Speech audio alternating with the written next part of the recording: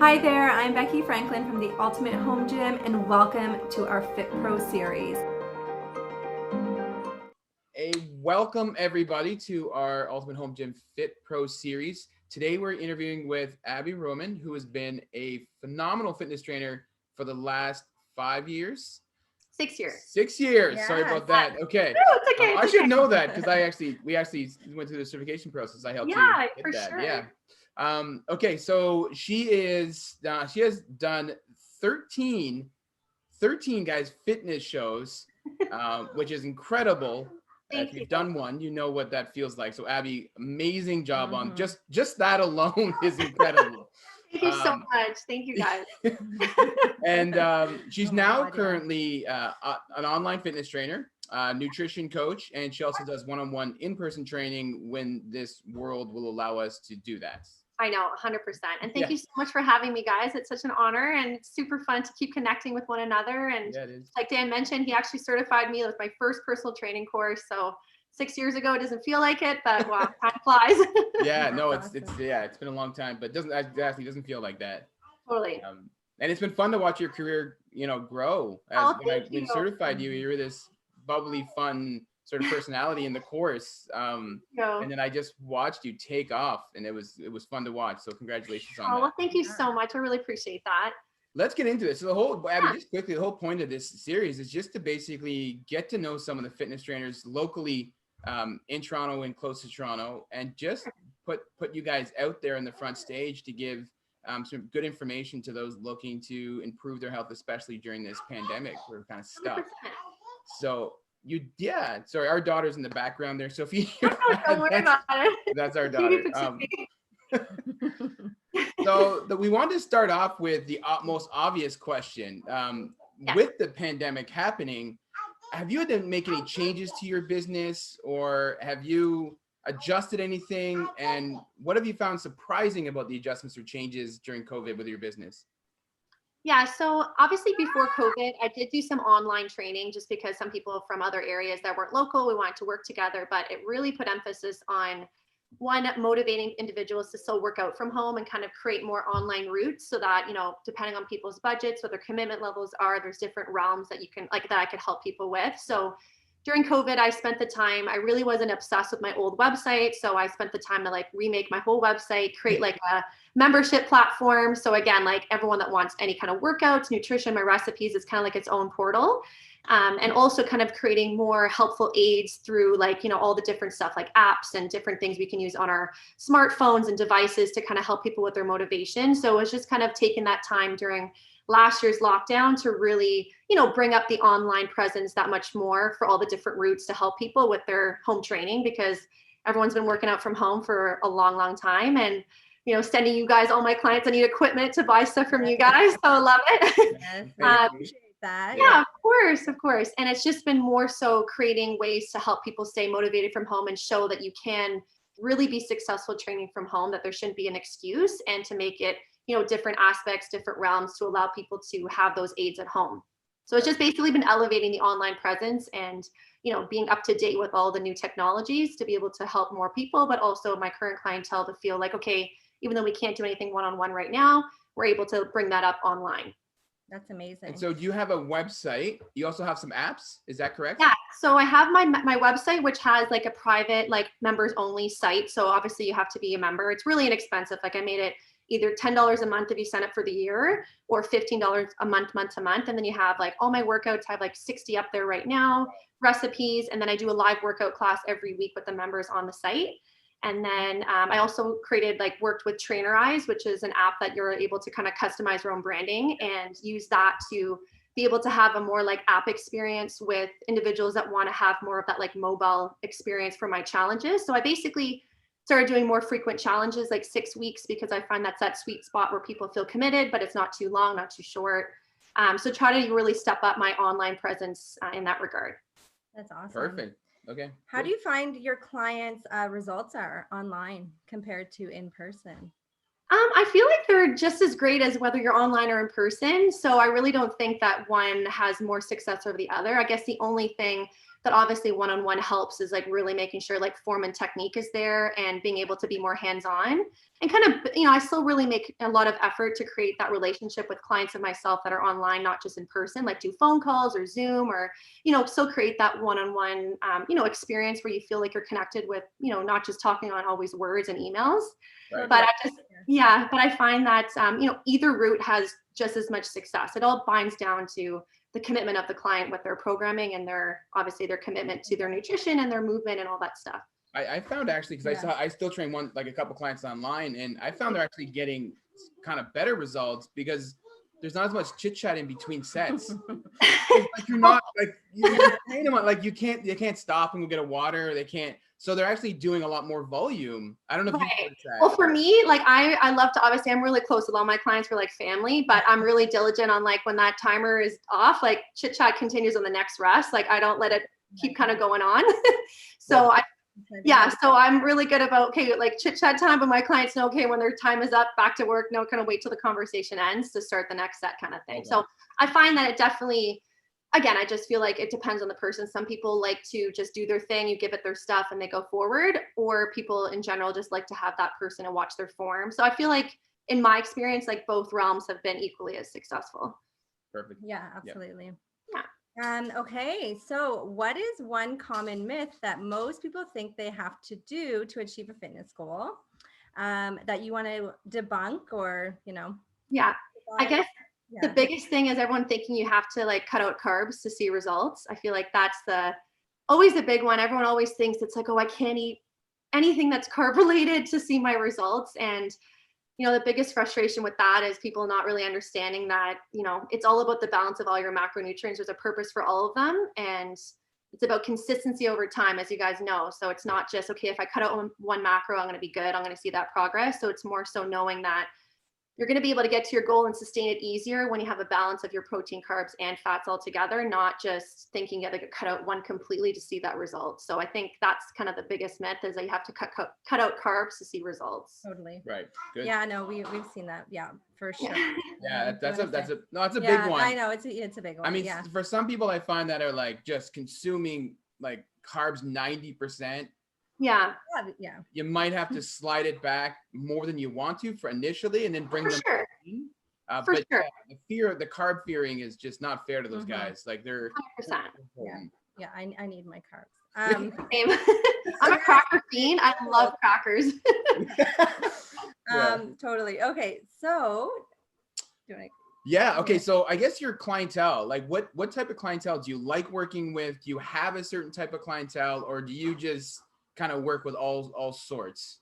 So I work with all sorts. Like I range from, some kids that want to strengthen that are in hockey, like they're, ranging from like 14 to 18, or rugby. Like it's really fun to have the dynamic with youth and, working on them that are trying to get their development in their craft and their sport. But I'd say majority of my clientele are like parents, like mothers and fathers.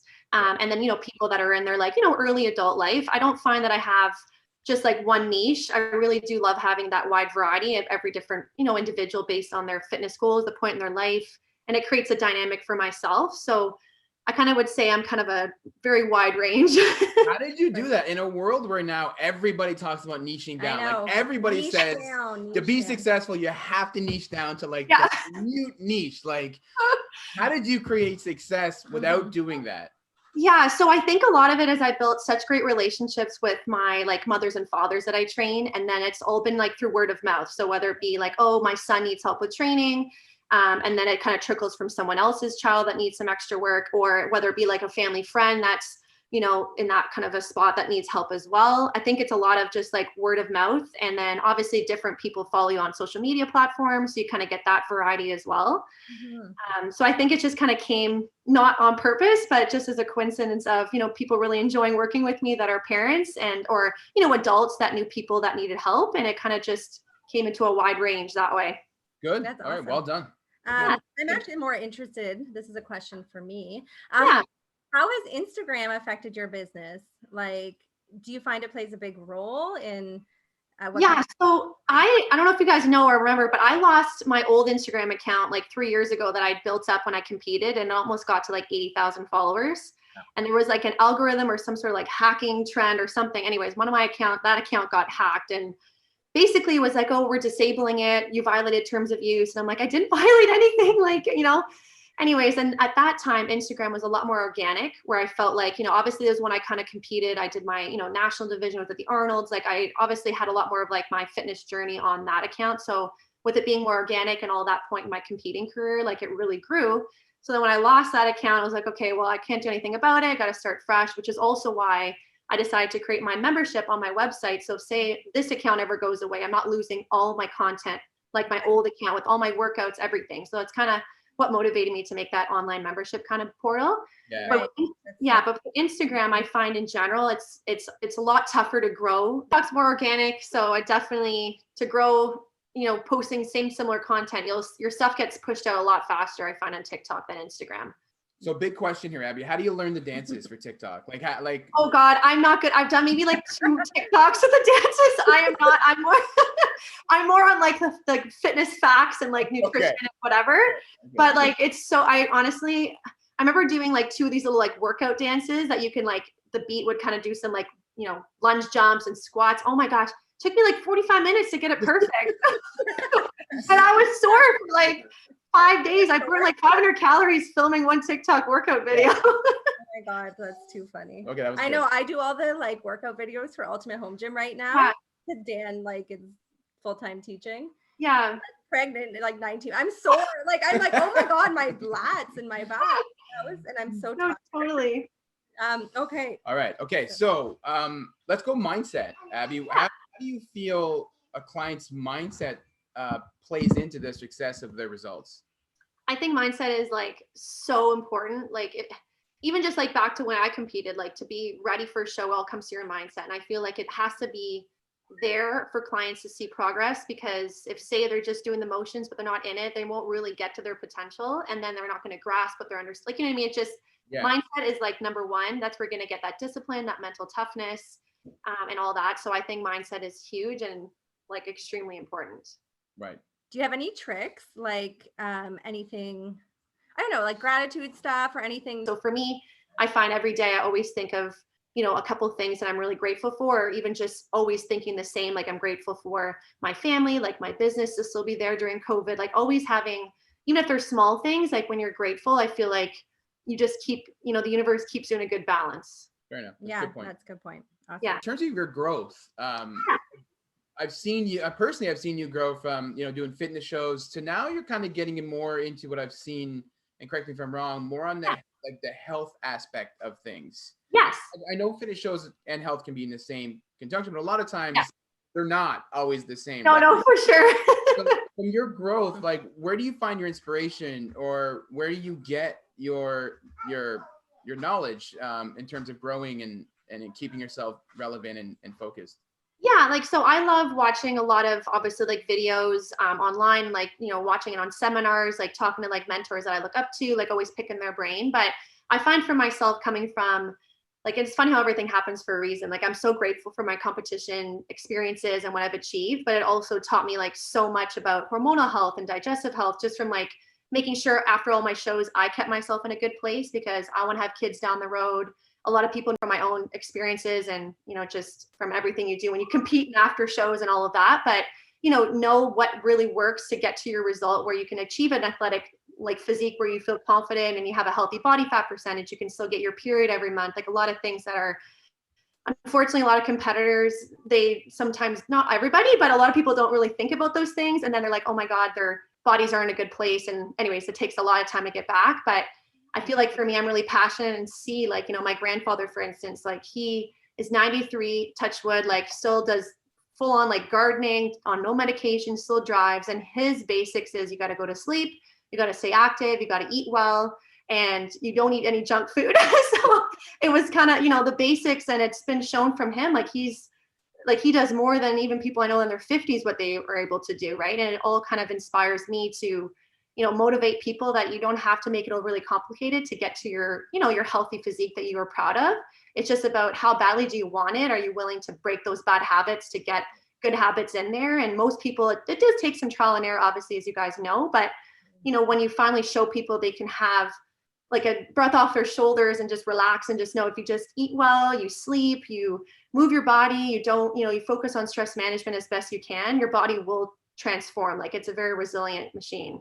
Yep. Oh yeah. Agree. No, that's 100%. very smart. I think Yeah. that you picked that up. Yeah. The first thing about the fitness shows. Yeah. Yeah. Totally.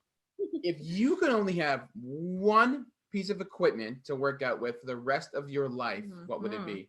And Oh gosh, that's a tough one. I know. It's like, so hard.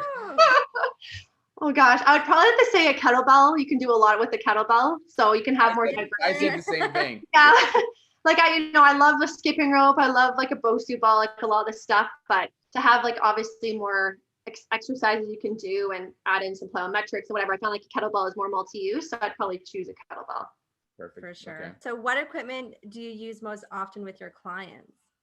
Is it the kettlebell? Well, yeah, we use the kettlebell, but obviously like from home, like I just keep it really basic. Like I'd say like, having a couple set of dumbbells, a kettlebell, a resistance band, and skipping rope, like just the really basics. Right. But I kind of would just recommend kind of all of those, but definitely a kettlebell is a staple. Yeah. Yeah, it's nice to have a little variety, right? Yes, for sure. One piece, but awesome. So finish this up, Abby. I guess the big question is, where can your clients connect with you online? Where can potential clients connect? Yeah, no, for sure. So I guess the easiest would obviously be my Instagram, because I have like my email linked on there, my website linked on there. So I feel like probably Instagram will probably be the easiest, because all that information's right there. You just got to click a button and it sends you whether to go to your email or the website, etc. Okay, we'll link that below. We will. Okay. Oh, thanks, guys. Okay. Okay. Let's repeat it. Yeah. Yeah. We'll link that below. Yeah, Abi Roman Fit, guys. Here we go. Leah was in the background there. Okay. All right. That was good. Thank you so much. Yeah. Oh my gosh, no, thank you so much for having me, guys. It's such a pleasure, and I'm so excited for you guys with your new baby on the way. And I love that fitness has kept our friendship there all these years. It's great. It's been amazing. Yeah. Dan's always talked really highly of you. This is Dan Jackson. Thank you guys so much for watching, and we'll see you next time on the Fit Pro series.